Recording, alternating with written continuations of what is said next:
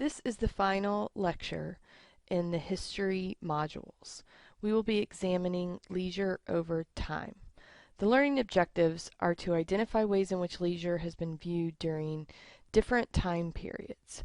Understand that when we look at some of these major time periods, they're very short sections in the overall scheme of things. One of the most important components of this is that you can compare and contrast leisure views from different historical times, which would be your historical timeline assignment, and then your next assignment after this is looking at one specific historical figures.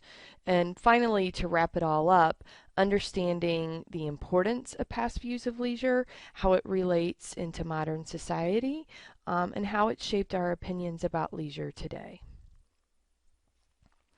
So if we were to look at how leisure has changed over time, and we take these kind of continuing timeline eras, understanding these are just little snapshots, and you look back at ancient Greece, you can see that it's an era of great philosophers who we still recognize today.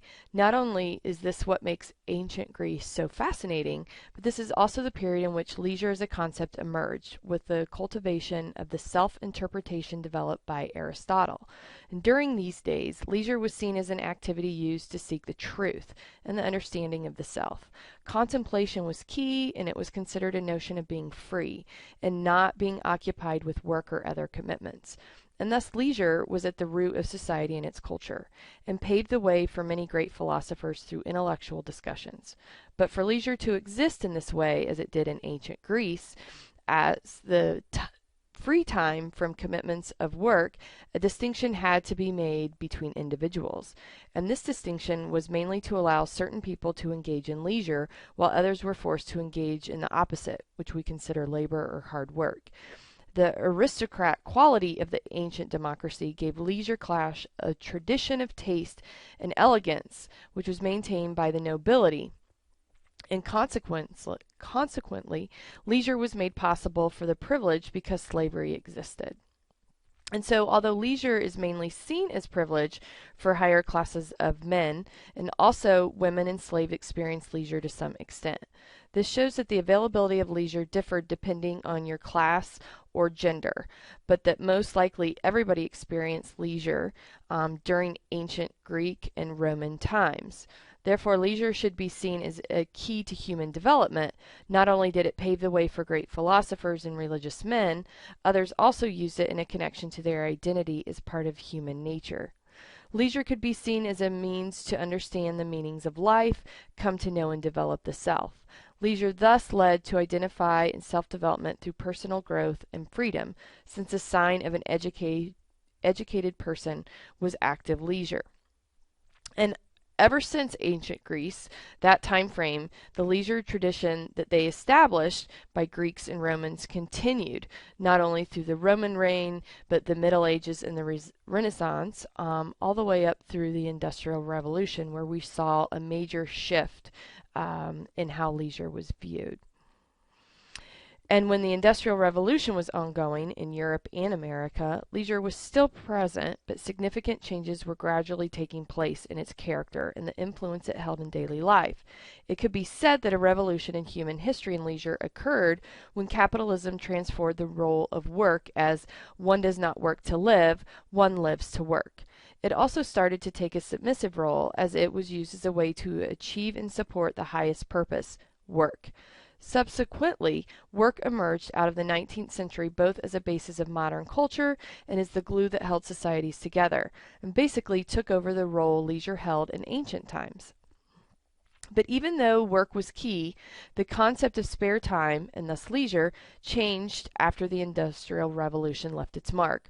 For example, farmers and factory workers might put in 6 10-hour days from sunrise to sunset, and it was not until the 60-hour work week of the 1900s shrank till about 39 to 40 hours by 1975 that people possessed more free time to spend on leisure activities of one's choice.